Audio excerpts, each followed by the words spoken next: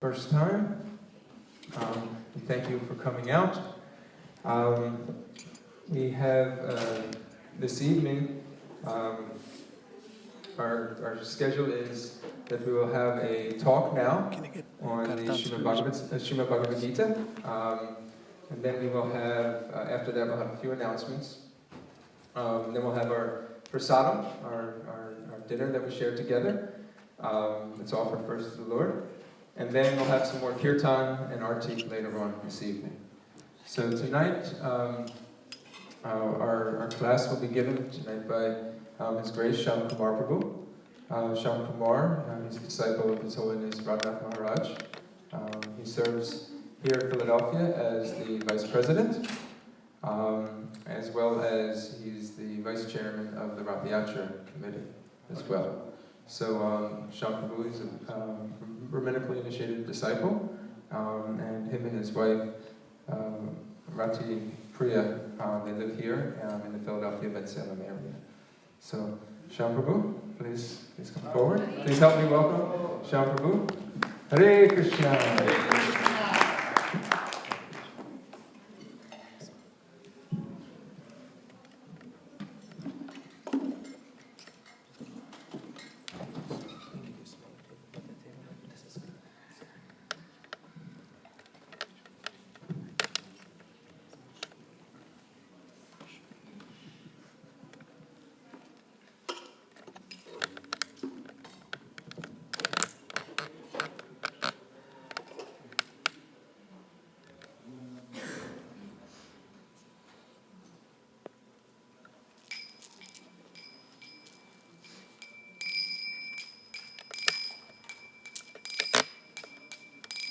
Jaya Radha Madhava Kunja Bihari Gopijana Vallabha Girivaradhari Jaya Radha Madhava Kunja Bihari Gopijana Vallabha Girivaradhari Jaya Radha Madhava Kunja Bihari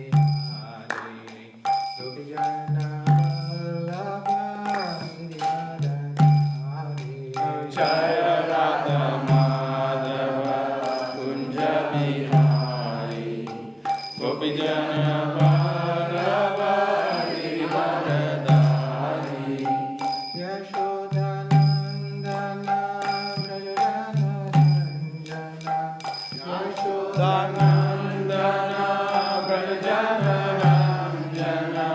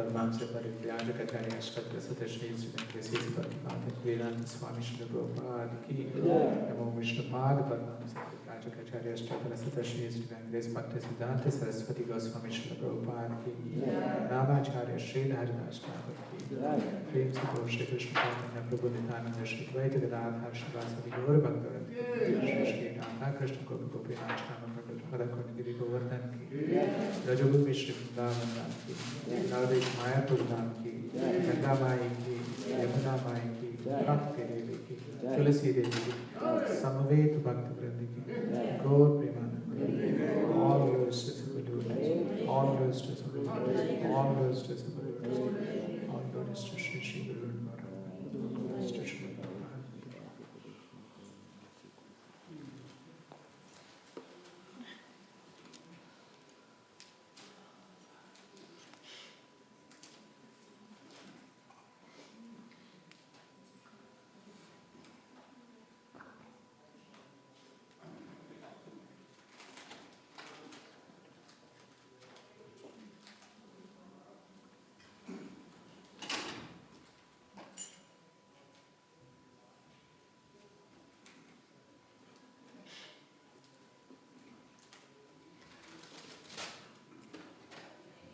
Seeking the blessings of Srila Prabhupada and his disciples, we'll read from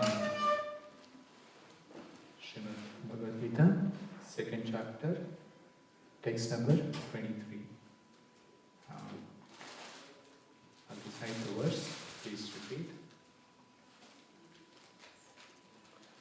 Nainam chindanti shastrani Nainam chindanti shastrani Nainam dahati pavakaha Nainam dahati pavakaha Nachainam vedayantyapo Nachainam vedayantyapo Nashoshayati marutaha Nashoshayati marutaha Nainam chindanti shastrani Nainam chindanti shastrani Nainam dahati pavakaha Nainam dahati pavakaha Nachainam vedayantyapo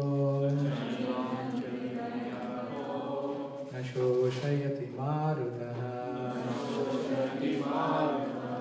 Nainam chindanti shastrani Nainam chindanti shastrani Nainam dahati pavakaha Nainam dahati pavakaha Nachainam kledayantyapo Nashoshayati marutaha Nainam chindanti shastrani Nainam chindanti shastrani Nainam dahati pavakaha Nainam dahati pavakaha Nachainam kledayantyapo Nachainam kledayantyapo Nashoshayati marutaha Nashoshayati marutaha Nainam chindanti shastrani Nainam chindanti shastrani Nainam dahati pavakaha Nainam dahati pavakaha Nachainam kledayantyapo Nachainam kledayantyapo Nashoshayati marutaha Nashoshayati marutaha. Mataji's.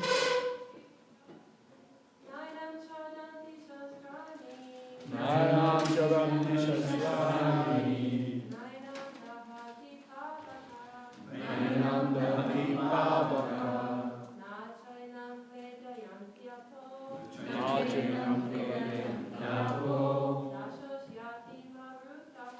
Nashoshayati marutaha. Word by word meaning. Na, never. Enam, this soul. Chindanti, can cut to pieces. Shastrani, weapons. Na, never. Enam, this soul. Dahati, burns. Pavakaha, fire. Na, never. also, Enam, this soul, Kledayanti, moistions, Apa, water, Na, never, Shoshayati, dries, Maruta, wind. Translation. This soul can never be cut to pieces by any weapon, nor burned by fire, nor moistened by water, nor withered by the wind. Purport by His Divine Grace A.C. Bhaktivedanta Swami Srila Prabhupada ki jai. All kinds of weapons, swords, flame weapons, rain weapons, tornado weapons, etc., are unable to kill the spirit soul. It appears that there were many kinds of weapons made of earth, water, air, ether, etc., in addition to the modern weapons of fire. Even the nuclear weapons of the modern age are classified as fire weapons. But formerly, there were other weapons made of all different types of material elements.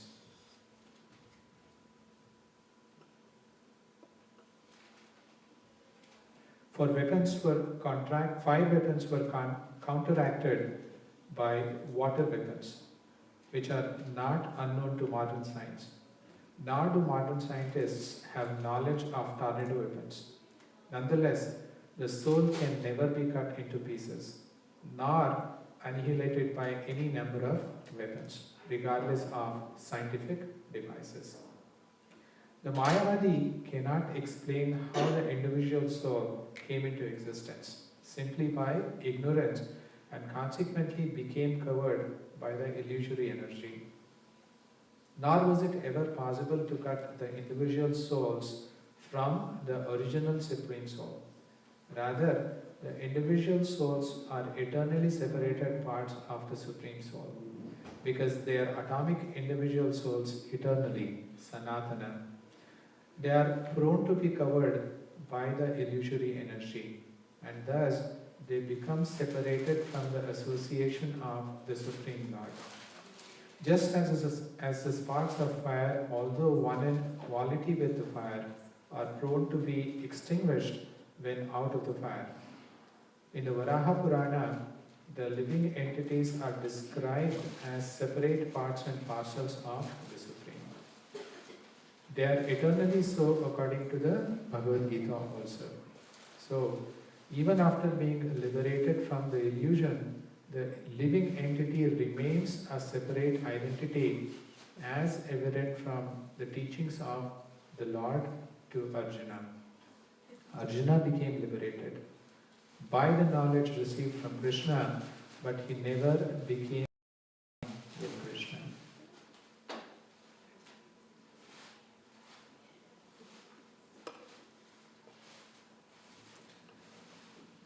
Om Nam Ramnasya Gnanantam Shivakaya Chakshuram Shvitam Enam Tasmai Shri Gurave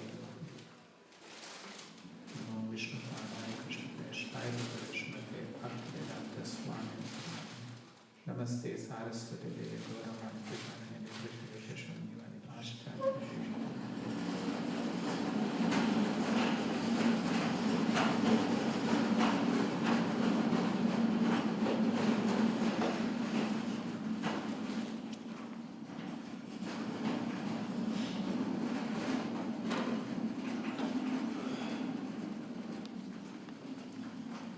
So we are reading from the second chapter in Srimad Bhagavad Gita.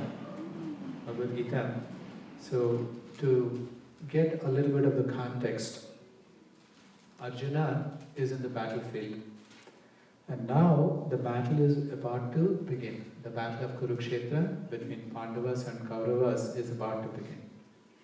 Now actually, before the battle was arranged, before there was a decision made for the battle to happen, Lord Krishna volunteered to become a mediator. Now at that time, Lord Krishna asks each one of the Pandavas, what do you think? Do you want this battle to happen? And Arjuna at that time valiantly was very powerfully asking Krishna that yes, we won the battle.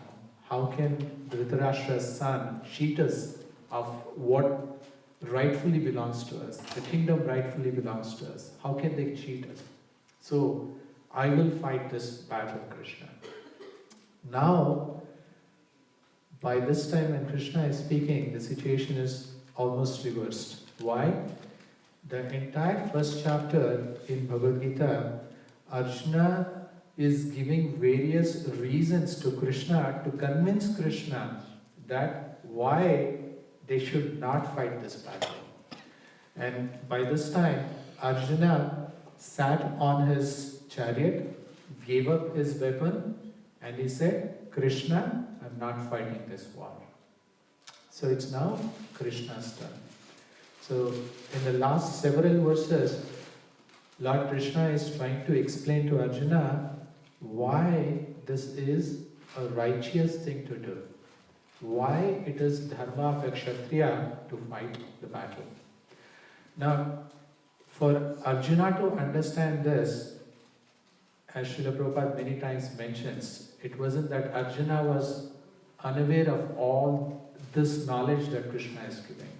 So one aspect is, Krishna actually made Arjuna to ask these questions for our benefit. So one way we could look at Bhagavad Gita is how we can benefit from it. So Krishna is wisely using this situation to teach us what we need to understand as human beings. So the first thing that Arjuna was told by Krishna when Arjuna expressed his predicament and when he said, I'm not going to fight, was first thing, Krishna waited till Arjuna to surrender. So Arjuna says, I'm not fighting, Krishna, I'm surrendering. So Arjuna says, Shadimam Tvam Prapannam. So Arjuna surrendered completely to Krishna. That's a lesson for us. If you want to understand Bhagavad Gita, if we want to understand instructions of the Supreme Lord given in Bhagavad Gita, we have to completely surrender. And the first sign of surrender is humility. Actually, Arjuna is exhibiting that quality here. Why? Because the first verse that Krishna starts speaking in the second chapter, Krishna is actually making a very hurtful statement, so to speak, to Arjuna. He says, Ashochan anvashochastvam pragnavadam sabhashase. He's saying, you're talking like a person who knows. You think you know everything. He says, Gatasamscha nanu shochanti panditaha. He says that a pandita, a learned person, he doesn't care about a living or a dead body. So Arjuna is being chastised by Krishna and Arjuna doesn't retort, he keeps quiet. So that is the first sign of Arjuna showing his humility. Arjuna was a great warrior, and actually later on in Mahabharata we see, even though Arjuna was very faithful to his brother Yudhishthira Maharaj, there was one day in the war when Yudhishthira Maharaj says, Arjuna, you didn't kill Karna, hell with you, you're useless, you're not good for anything, you should give up Gandiva. And then Arjuna becomes very enraged and he takes up a sword to kill Yudhishthira Maharaj. Even though he respected Yudhishthira Maharaj, never before he disrespected Yudhishthira Maharaj. Why? Because it is Kshatriya blood. Kshatriya blood means it cannot tolerate any insults. But here, Krishna is on the face insulting Arjuna. You think you know everything? You're a fool. That is essentially what Arjuna is being told by Krishna. But what happens? Arjuna is now totally surrendered.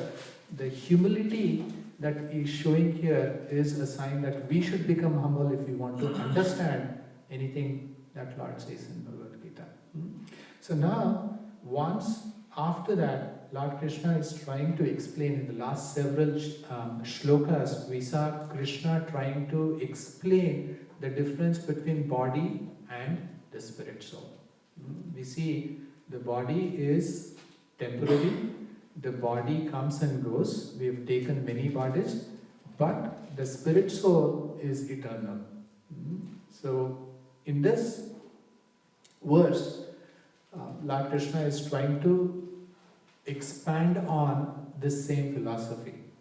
And actually, Srila Prabhupada talked about this verse in 72 in Hyderabad, November 22nd, 1972. And Prabhupada actually begins by saying, this is, Krishna is using here the neti principle, not this, to make Arjuna understand about the soul. Why? Because soul is not material. Soul is spiritual. And because we are conditioned, we are under the influence of Maya, we don't have any experience of soul. All that we can experience and relate to is just the matter. We can relate to this body, we can relate to everything around us, which is just matter, and there is no experience of soul. So how do you explain to somebody that has no experience of what spirit or what spiritual soul is in terms of their experience, which is all material? So the principle that is used in scripture says, not this, not this. What it means, if you see in this verse, Krishna is using the word na, for. Not. 4 times he is using. He says, soul is not this, soul is not this, soul is not this, soul is not this. Now, this is for us to understand and makes it easier. So, anything that is not in our experience, this is one way of explaining. So, we have experience of things, like for example, soul cannot be cut into pieces by any weapons. So, we know weapons can cut into a lot of things. So, is there something that we know that actually cannot be cut? Our experience says no, right? So, soul is that thing. That's how Krishna is explaining. Same thing is saying it cannot be burned by fire. Many of the things, everything that we know can be burned by fire. Prabhupada says it's only a matter of the degree of the heat that you would raise. Everything can be burned. But soul is that thing that cannot be burned by fire. And then it cannot be moistened by water, nor can be withered by wind. So this is one way Krishna is trying to explain for us to understand soul. Now obviously, unless you reach the level of a pure devotee, a stage of self-realization, we cannot experience or we cannot understand the nature of the soul. So, the way to understand soul is through many of the processes that are given in scriptures. One way is the body that we have, that we all can relate to, that we all understand, is a medium through which we can understand soul. That is why the body is called sadhana sharira. Sadhana means this is the one that is given for us to practice, use in order to accomplish or achieve a goal. The goal is what? We have to understand we are not this body, but we are spirit soul. So, just like a boat, the examples that are given in scriptures, the body is just like a boat, and the boat is used to cross over a water body from one end to the other end. So that is the sadhana. Our body, similarly, is a tool, a sadhana for us to cross the material ocean, the ocean of life and birth. So that life and birth ocean can be crossed over only when we use our body in the right way. So to understand soul, which is the purpose of Krishna here, talking this verse to Arjuna, we have to begin with what we understand, which is our body. And scriptures help us actually in many different ways to understand this. One example is the example in the 5th canto of Srimad Bhagavatam.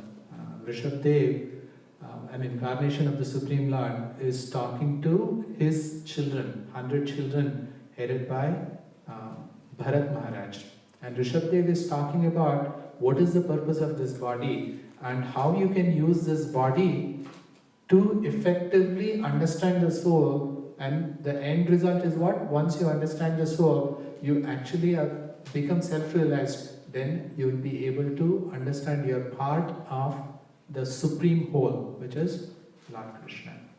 So in this verse, in 5th canto, Lord Rishabdev talking about the body and why the body has to be used. What is the real purpose of the body? He says, Nayam deho dehabhajam ruloke. Ruloke, in this material world, na aham deha. Don't use this deha, this body, na aham deho dehabhajam, to enjoy for sense gratification. Don't use this body in this world, in this material universe for sense gratification. Dehabhajam, don't use it. Why? Because the body for a human being has a different purpose. For everything else, animals have also a body, right? What do? Kashtan kaman arhate. The body is used by...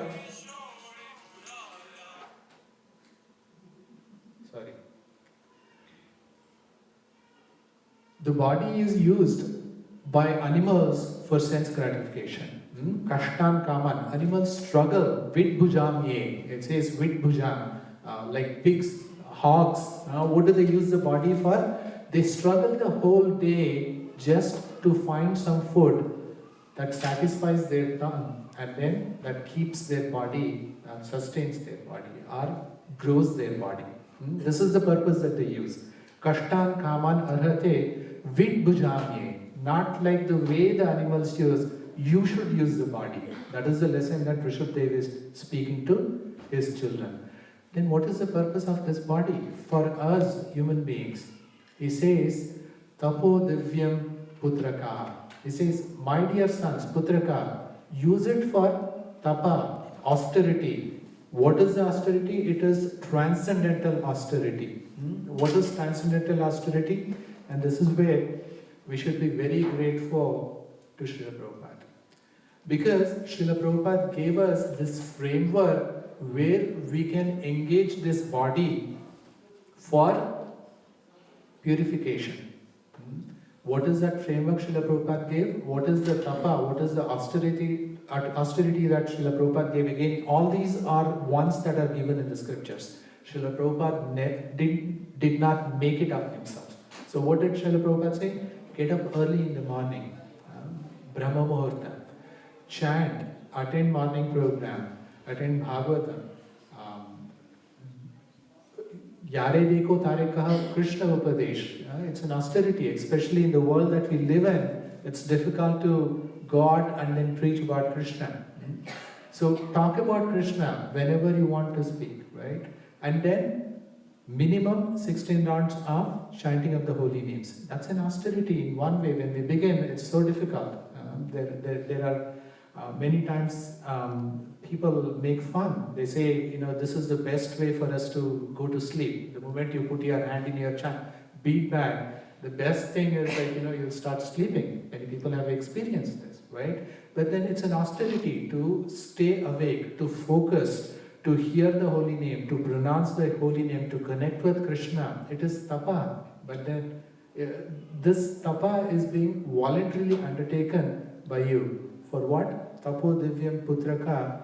If you follow these austerities, what happens? Yasmat brahma saukyam tu anantam. If we perfect this process, then we reach that eternality. And that eternality is reached when we understand I'm not this temporary body, I'm the spirit soul. So that is how actually we can use this body to connect ourselves to what Krishna is saying here. To understand I'm a spirit soul, I'm not this body. Now there are other ways of tapa. Like Srila Prabhupada, one of the things that he instituted was for devotees to go out and preach, Sankirtan parties, book distribution. That became their whole life and soul. And it wasn't easy. We hear many devotees that are present here also from them. whether it is cold, whether it is hot, whether it is raining, you have to go out no matter what. Trilochan Prabhu was just telling in the afternoon that it was cold, but you still go out and you distribute books. It's an austerity. The austerity you're undertaking, the purpose of that austerity is actually to understand and slowly purify yourself to understand that you're not this body, but you're the spirit soul. Now, one other way why these people were inspired to go out, why Srila Prabhupada's disciples, why second generation, why everyone is so enthused to go out and then preach. This is actually many disciples of Srila Prabhupada, if you talk to, they say this very lovingly. I remember Shyam Sundar Prabhu, one of Srila Prabhupada's early disciples, one of the couples, three couples that went to London to start Bhaktivedanta temple, to start a temple there, right? Shyam Sundar Prabhu remembers, he was recalling that they could undertake any hardship just to see Srila Prabhupada smile. That one smile of Srila Prabhupada was all that was required for them to enthuse, to inspire, to undertake any hardship. So this is one other way how we can actually understand we are spiritual. The service to Guru Maharaj, the service to these great devotees. So that is actually again being taught by Vrishabdev in this 5th canto in Bhagavatam.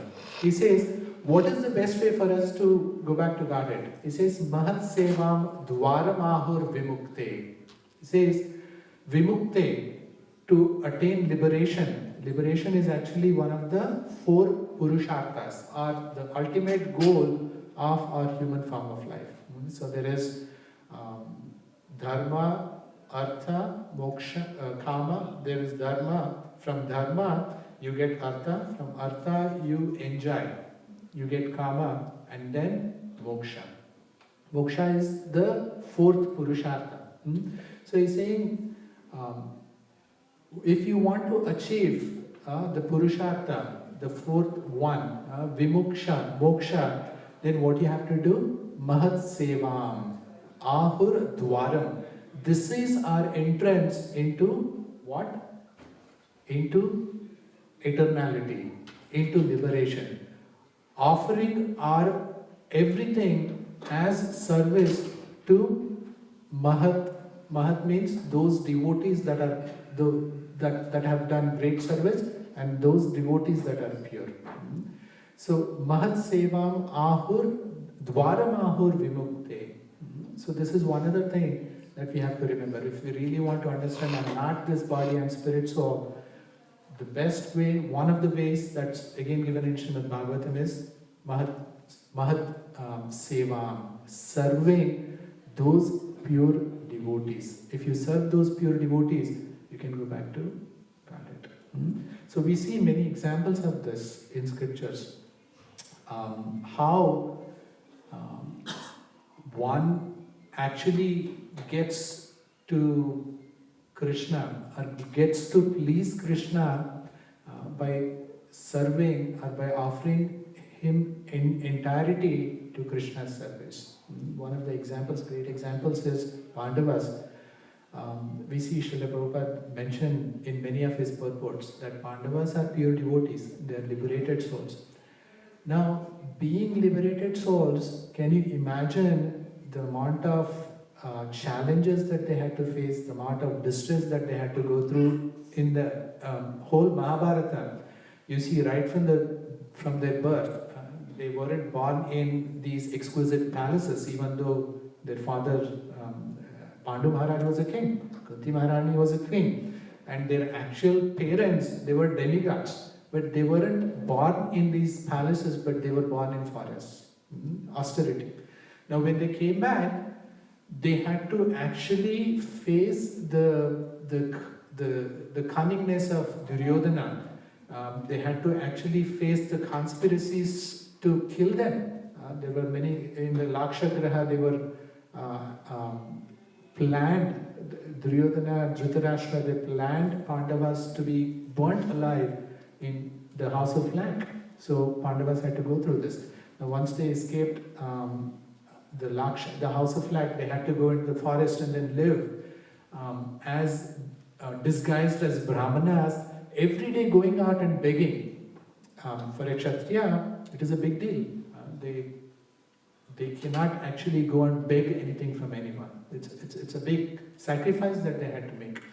Then they actually somehow win Mother Draupadi in the Swayamvara. They come back, and then there is again, as the Lord plans, Mother Draupadi had to be shared as a common wife between five brothers, and that itself was in a big shot, and they had to somehow counteract, come out of that through the help of Vyasadeva and through the help of Lord Krishna.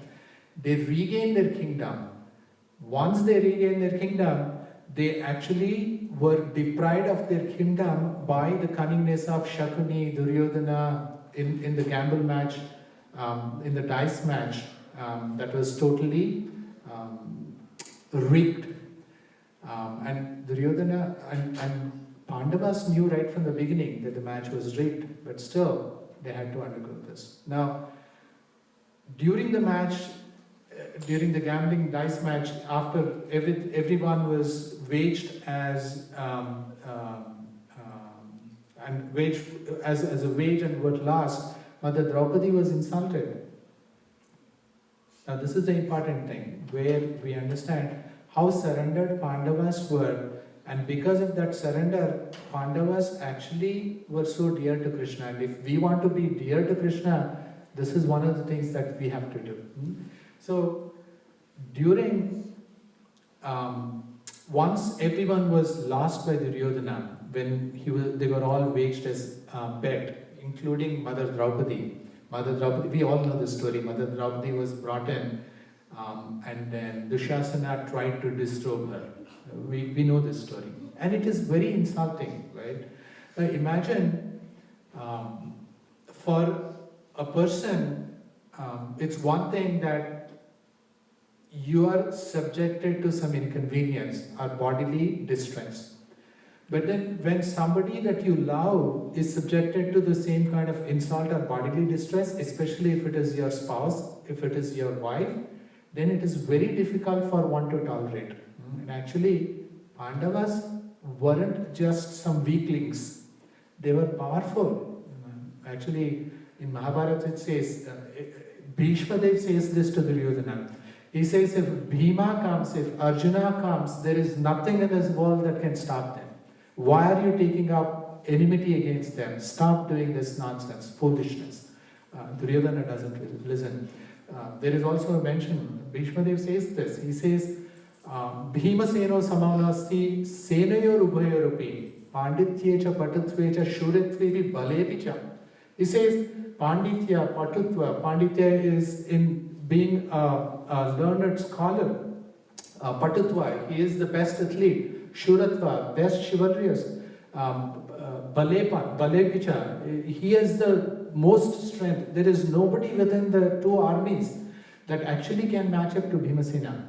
And again, we have to leave out Lord Krishna from the equation, even though he is part of the battlefield, right? But then imagine Bhima was in the place when they were trying to disrobe Mother Draupadi, and Bhima didn't do anything.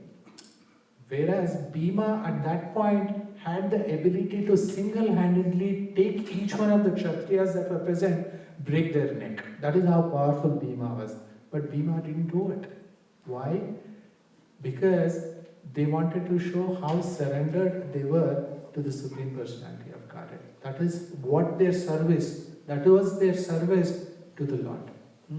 So we see service that we render to the Supreme Lord, service that we render to our Guru.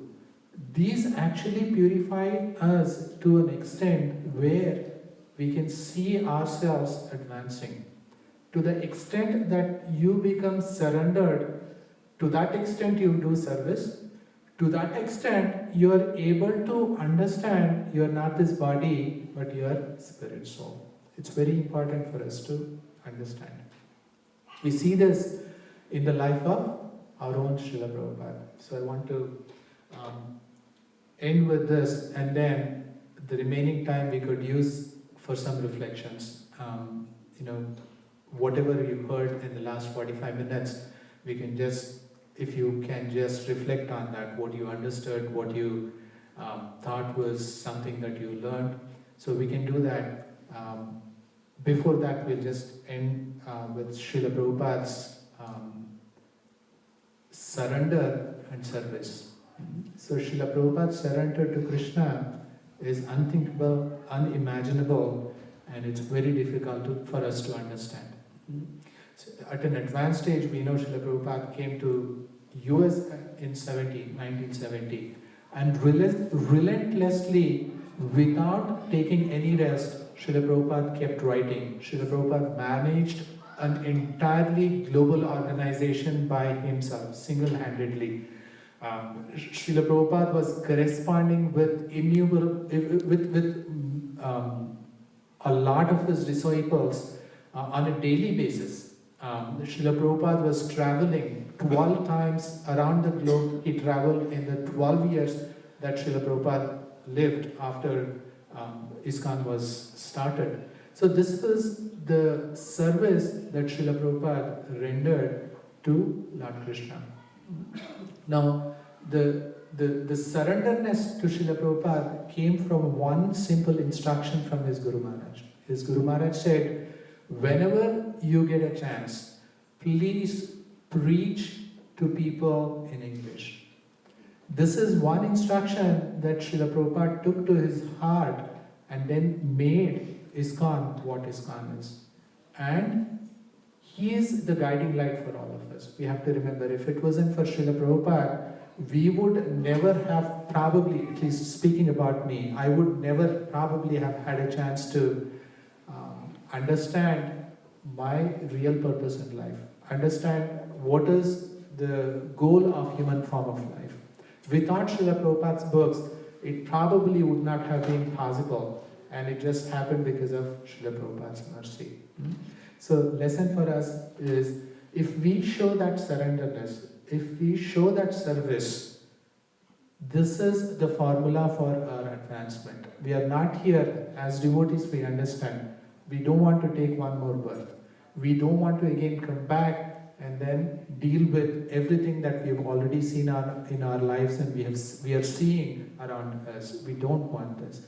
Then what is the way out? The way out is, as Srila Prabhupada has said through example, surrender and service. These two can purify us.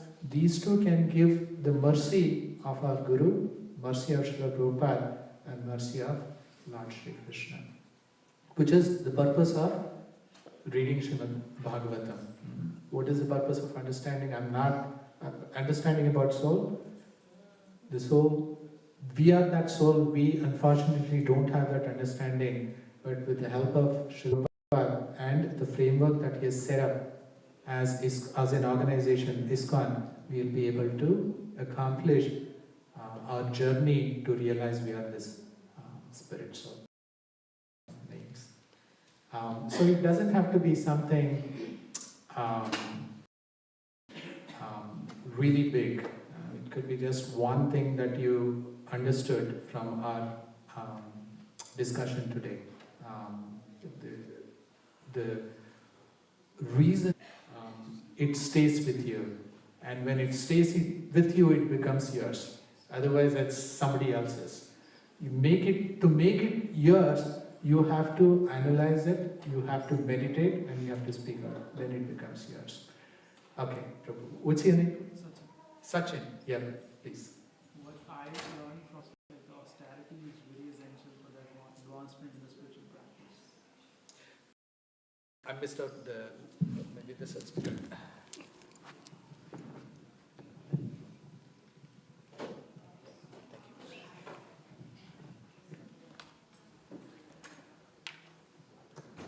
So my understanding understanding from today's class was austerity is very essential and it's a very keen role in the advancement of the spiritual practice. Without austerity, we will not be able to advance in our spiritual practice.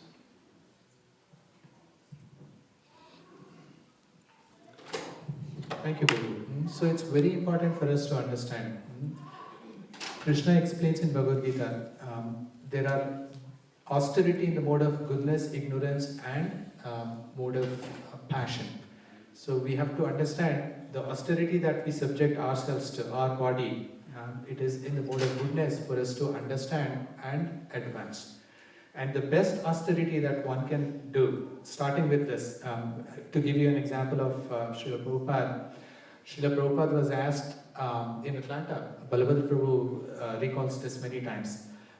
There was a full room full of devotees from book distributors, from pujaris, from sannyasis, to everyone. And then Srila Prabhupada was asked this question, Srila Prabhupada, what pleases you the most? And again, the expectation was that everyone was thinking, oh, Prabhupada would say books because it's very dear to him. Prabhupada would say sannyasis because we are going out and preaching. But Prabhupada did not say any of these. Prabhupada said, I'll be very pleased if you chant 16 rounds of your... If you chant all your rounds, 16 rounds. Is that, Richard Prabhu, can you... Am I saying it correctly? I thought it was different than that. Oh, what was your understanding?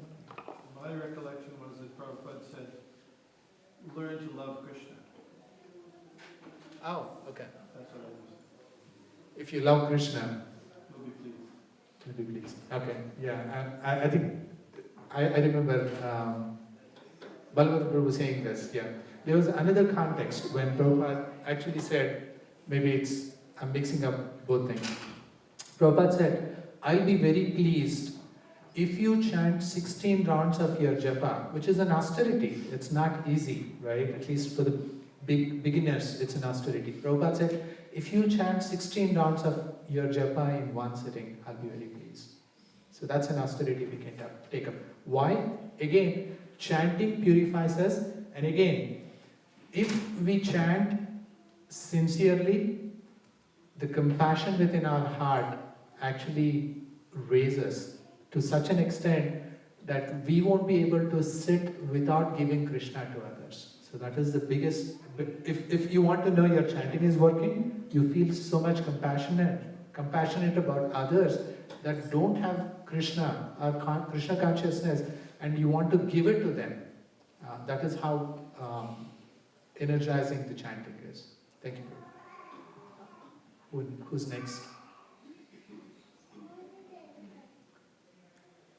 Okay, Chatterjee Prabhu, I know he listens very carefully, so let's try. What kind of surrendering is the Okay, everyone heard that?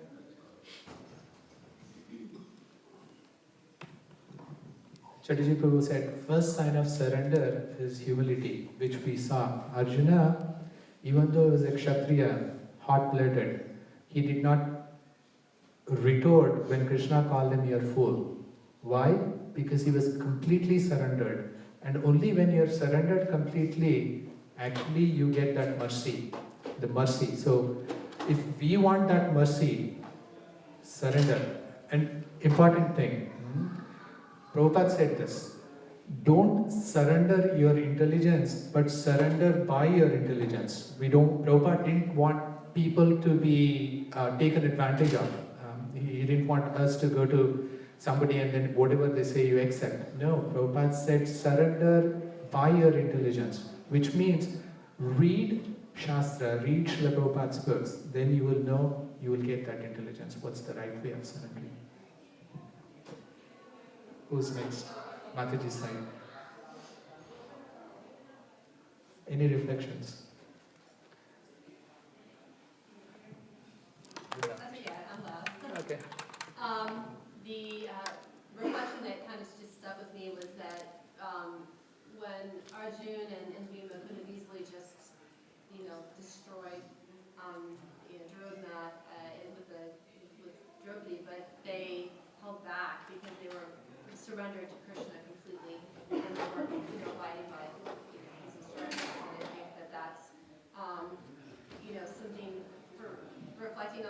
how sometimes Krishna may be instructing us to behave in a certain way or do something, and it may be going slightly against what our inclination is, or our brain is telling us to do one thing, and it's kind of this, for me it was discerning like the intellectual, or I have this desire, this passionate inclination to behave in a certain way, but Krishna's guiding me in this way, or and the fact that they were so surrendered that they could discern in that way. Thank you, Mataji. So we are put in different situations in our life. We face different situations. Some are challenging, some are easy for us to understand, easy for us to figure out our reason, and some are not, right? Now what do we do at that time? So that is where the faith helps. The surrender that we have in Krishna, if our surrender is complete, if we completely depend on Krishna, knowing Krishna is the supreme controller, whether we like, we want, we know, doesn't matter. Krishna is still the supreme controller. So if we put our faith in Krishna, knowing Krishna, I'm yours, I'm surrendered, whatever you like, you do. You give me the intelligence to act in a way that helps me progress towards you. So that starts with the faith, and then the surrender helps us advance. So Krishna tests, like in this case, Pandavas were being tested, right? So if we align our will to the will of Krishna, then everything becomes easy. But the difficulty is we fight against that will of Krishna. And to understand what is will of Krishna, again requires intelligence. It's not easy.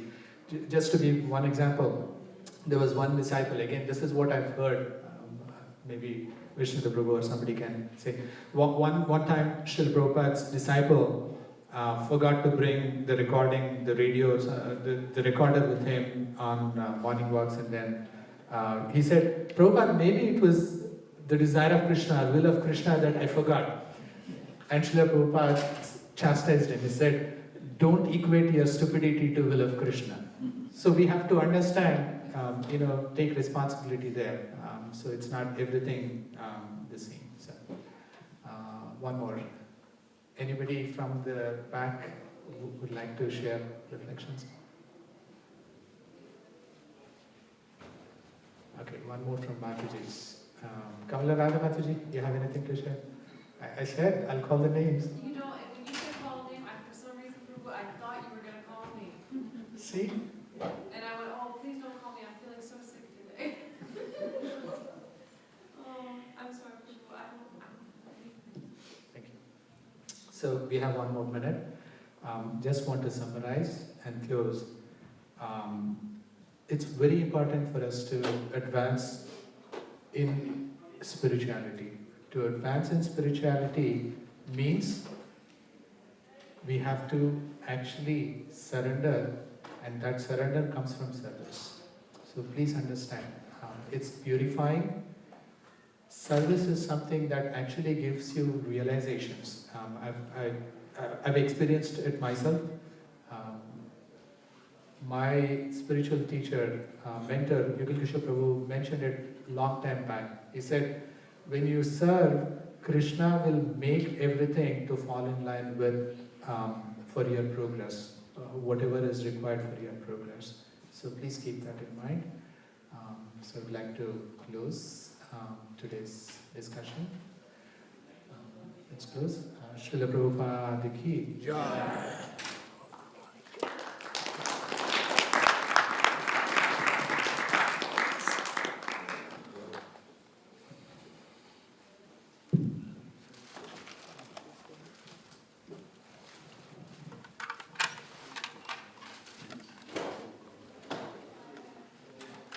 Hare Krishna, thank you, Shyam Kumar Prabhu, for that enlightening discussion on the nature of the soul, Srimad Bhagavad Gita. I want to thank our Sunday feast sponsors tonight. We have with us, we have birthday today, 12th birthday of Isha. She's here today? She's in class. Oh, she's in class. Okay. It's your Isha's your daughter. Okay. You know, the kids are going to be coming down right after class, so maybe because we have another birthday that's for another child, so maybe we'll wait for the kids to come down, and then we can give them the gifts and the garlands at that time. So we'll move on, and then we'll come back to them. We want to thank the cooking team today for the Sunday feast. So we have Ram Prabhu and Mother Revati. They put together, they oversaw the arrangements for the Sunday feast today. So if you see them or any of their team members, please extend a thank you to them for coming and cooking the Sunday feast. Upcoming events this week. We have an abbreviated schedule. Tuesday evening, we started a new series, which is stories from the Srimad Bhagavatam. That's from 7 o'clock to 8 o'clock. Wednesday evening, we have our Kirtan night. Starts at 6:30 and goes to 8 o'clock. After each of these programs, there is prasadam as well. So if that's some incentive, you don't have to worry about going home and cooking. You can have prasadam with the devotees. This Thursday is Thanksgiving, and there will be no Srila Prabhupada Leela Read tonight. So typically on Thursdays we read about the pastimes of Srila Prabhupada. This Thursday there will not be that happening. We will resume the following Thursday. Upcoming, we have on Saturday, December 7th, please mark your calendars. It's a Saturday night, 5 o'clock to 8 o'clock. That is Gita Jayanti. And we'll be reading the Bhagavad Gita, the English translation in its entirety that evening. Takes about 2.5 hours. We're going to do a arti to the Bhagavad Gita. We're going to worship the Bhagavad Gita, and then we're going to read the Bhagavad Gita. Very auspicious, and it's also really impactful. I'm not sure how many of you have actually read the Bhagavad Gita all the way through. Most of the time we hear snippets of it, kind of comes. We hear verse by verse, or maybe a thread of it. But when you hear the whole storyline from beginning to end, it really purifies our consciousness. You really see the mercy of Krishna coming through in his teachings to Arjuna. You can really see how it really speaks to us. So please mark it on your calendar. We'll have different devotees come up and read chapter by chapter. Again, that is Saturday, December 7th, 5 o'clock to 8 o'clock. Next Sunday, a message for the children and the parents in the audience. Next Sunday, December 1st, there will be no Sunday school. Okay, no Sunday school, December 1st. So let's see. I don't know let's see if the children come down yet. Is Isha here? She come? Yeah? Yeah, good. Okay, we have another announcement. We'll wait until we'll see if they come. We want to be able to give her a garland. And then we have another as well.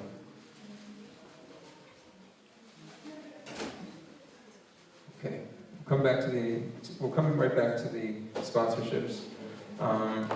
So we had before the Sunday feast class. Separate these out. Before the Sunday feast class today, or before the Sunday feast program, we held, Shyam Prabhu and myself, we held our first ISKCON meeting of devotees. Some of you may have seen it in the newsletter. It's the first of many more to come. And we focused on how we can increase our service to Srila Prabhupada. Not just increase our service, but increase our service with the focus of how Srila Prabhupada had wanted us to serve. Focus on the things that were important to him in our development of Krishna consciousness. And we didn't get all the way through it. We actually had somewhat of a good conversation, information that kind of came back, and the devotees spoke about some of their feelings. But it was all in the mood that we have to continue to increase. That in order for things to grow, in order for things to expand in our lives, expand in our hearts, expand outwardly into the community, things have to continue to grow. It's actually a principle in Krishna consciousness. You never just stay flat. You either start to go down where you start to go up. But if you ever just stay flat, you're going to wind up going down. It's just like the gravity will just pull you down. The material world, the modes of material nature will pull you down. So that was something that Srila Prabhupada and other Vaishnavacharyas always focused on, is that we should always increase. We should never just settle for where we are. In our own spiritual life, and also as it relates to our service to ISKCON. And Srila Prabhupada said, I'm no different than ISKCON. This is his body, ISKCON. It was a society that he set up. It was his life's mission. He poured everything he had into it. He prepared before he came over from India, and then when he was here, he gave everything. He gave everything. Despite all his trials, all his tribulations, all his bad health, all the things that his disciples and just being in a foreign land put him through, he just persevered and persevered and persevered. And he did it because he wanted to set the framework for this, what he called was a skyscraper that he wanted to build. Now that skyscraper wasn't complete. It was just the foundation was there. And he expected all the people that came after him, especially his disciples and those who took initiation in that lineage, to really start to fill in those details and grow this Krishna-conscious skyscraper. So, we're going to continue with that mood as the months come forward about how we can grow our service to Srila Prabhupada, how we can devote ourselves more deeply to him. Now, as we approach the season of giving here in America, we want to also be reflective on how we can give a little bit more. This temple it runs on the generous contributions of the congregation. It also runs on the very dedicated service of the temple residents, as well as the Supreme Lord, who actually gives everybody really the strength and energy just to be able to perform service. But practically speaking, this temple is set up to be a place to practice Krishna consciousness, a headquarters, an embassy, as Srila Prabhupada said, of the spiritual world. And we want to, Shyam Prabhu, myself, on behalf of the board of directors, we want to encourage everybody to become a monthly pledge member of this wonderful ISKCON society. Here in Philadelphia, we have different sponsorship categories based on your ability to give. If you haven't given already, it's a really wonderful way to just get involved and kind of connect yourself by giving. All organizations have this. All organizations, you go to Channel 12, they have their fundraising campaign, because they survive on the donations of the people. You go to any non-profit religious organization, they have dedicated monthly members that give their support so that the basics can go on within the temple. So please, during this month, consider it. We have these sponsorship forms. They're right outside at the table. Both Shyam Prabhu, myself, maybe a few others may be coming around, just encouraging you. So anyway, please don't feel any pressure in any way, but please understand that it's it's an opportunity. It's actually an honor to be able to give some of your hard-earned work, hard-earned money, to be able to serve Sri Krishna. As we come here, we see the beautiful forms of the deity, how nicely they're decorated, the beautiful garlands they have, the wonderful bhoga that's offered to them, and then received in our form as prasadam. You come here anytime, there's prasadam available for you. The darshan is open for you 7 days a week, 5 o'clock in the morning, all the way to 8 o'clock at night, except when the doors are closed for the deities to take rest. So again, we want to increase our service, and that increasing of service will be connected to how we collectively come together and try to give more and more. So, with that, I'll check to see if the children are, if of all the children are here. We will announce the Sunday feast sponsors now. So we have, for our 12th birthday, we have Isha. Is she here? All right, please come up. Please come up.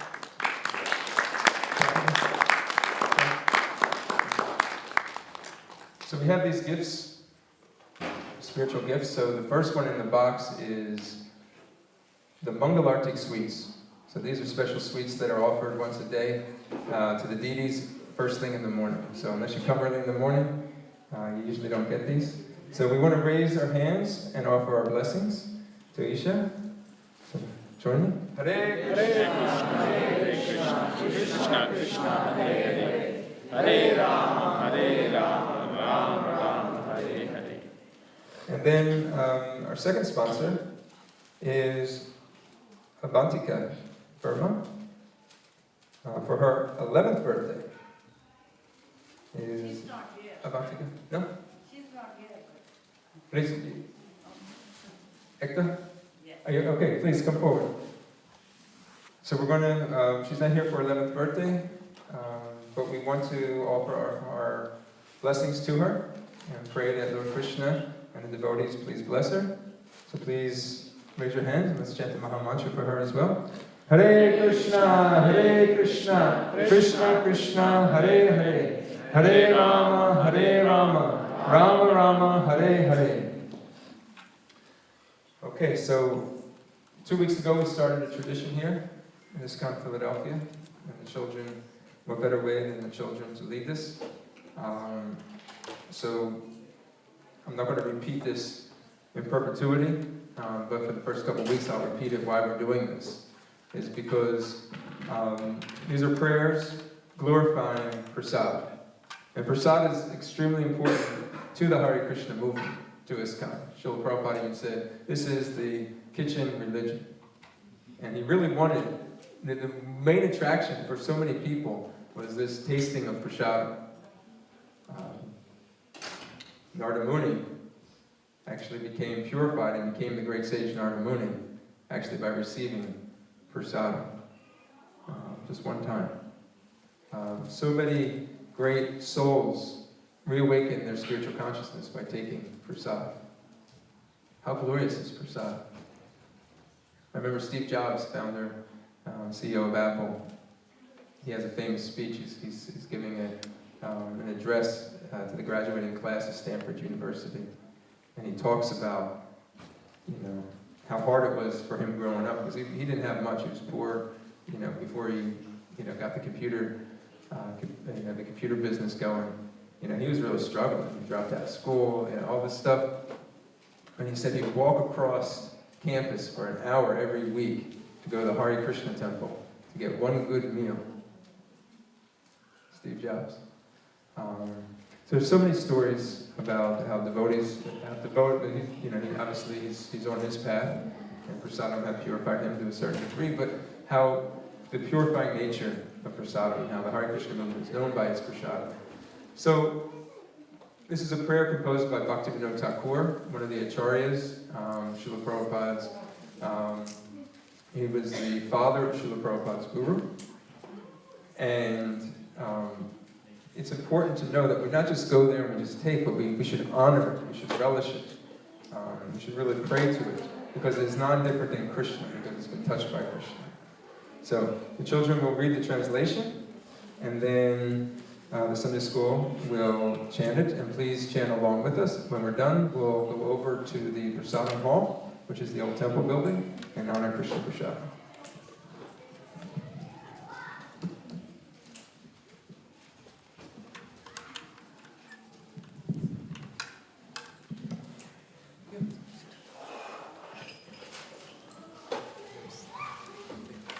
O King, for those with little pious credit, faith in Mahaprasad, Sri Govinda, the holy name, and the Vaishnavas never arising. O Lord, this material body is a place of ignorance, and the senses are a network of paths leading to death. Somehow we have fallen into this ocean of material sense enjoyment. And of all the senses, the tongue is the most voracious and uncontrollable. It is very difficult to conquer the tongue in this world, but you, dear Krishna, are very kind to us and have given us such a nice prasadam just to control the tongue.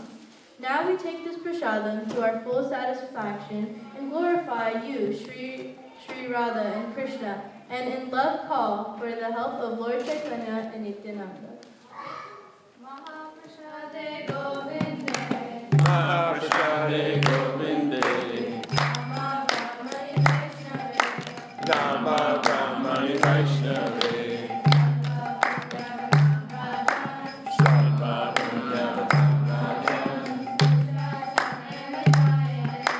Vishwasanaya Vijayate.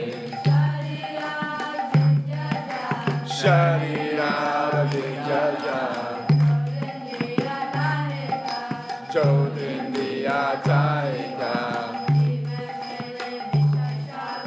Vide Vede Vishaya Sagare.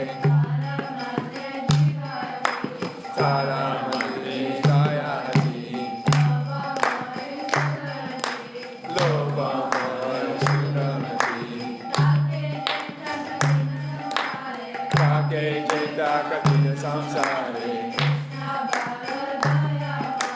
Krishna Varadaya Mai. Kari Vare Jiva Joy. Swaprasadana Nilobai. Sayanamita Pao. Radha Krishna Gunaga. Preme Dako Chaitanya Nitai. Jai Nimai, Jai Nitai. Jai Shri Krishna Chaitanya. Prabhu Nityananda. Shri Advaita Gadadhara. Sri Gaura Bhakta Vrinda. Hare Krishna, Hare Krishna. Krishna Krishna, Hare Hare. Hare Ram, Hare Ram. Ram Ram, Hare Hare. Jai!